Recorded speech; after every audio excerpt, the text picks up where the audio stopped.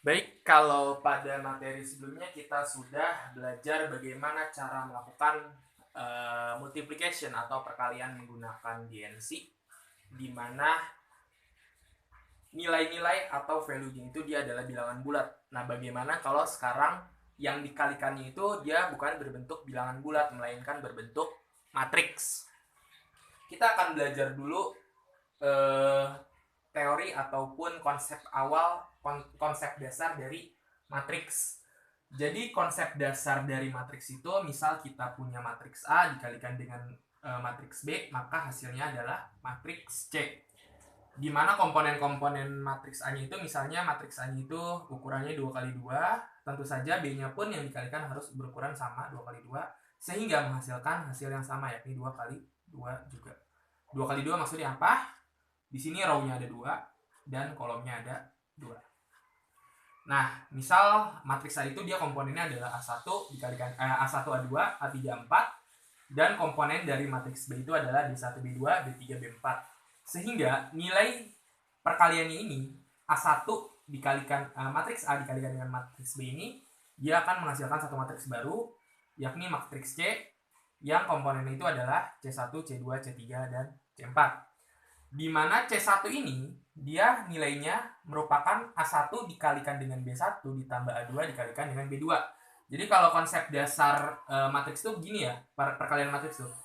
A1 dikalikan dengan B1 A1 A2 dikalikan dengan B1 B3.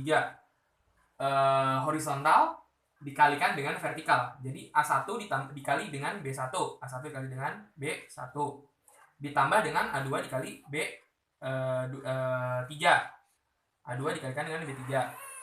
Nah, lalu kalau sisi kirinya sudah, kita masuk ke sisi kanan, C2-nya.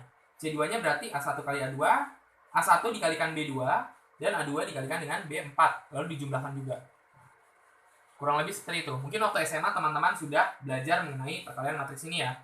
Begitu pula dengan A3 dan A4. A3 dikalikan dengan B1 horizontal dan ininya vertikal. A4 dikalikan dengan B3 tentunya.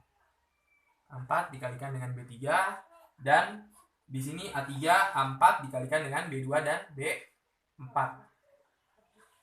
Vertikal ya, horizontal dikalikan dengan vertikal. Sehingga seperti ini ya.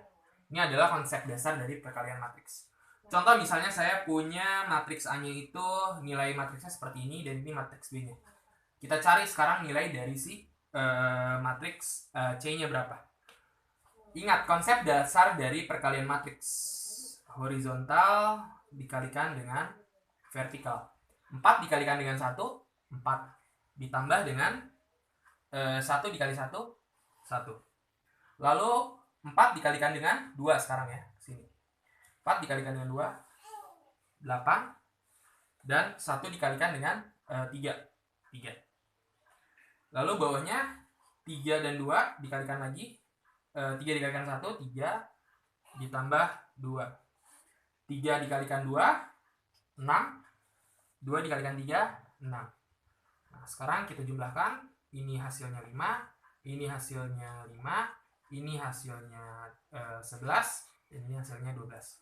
Sehingga matriks C yang kita dapatkan nilainya adalah 5, 5, 11, 12. Nah, itu merupakan konsep dari perkalian matriks. Kalau kita telah, ternyata kompleksitas atau time complexity dari perkalian matriks ini dia kompleksitasnya big O N pangkat 3. Besar banget ya. Dia kompleksitasnya big O N pangkat 3.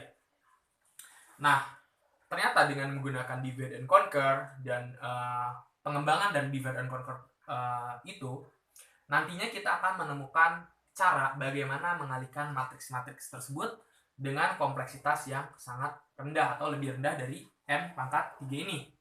Metode matriks yang akan kita gunakan dalam divide and conquer yakni metode Stressen, perkalian Stressen.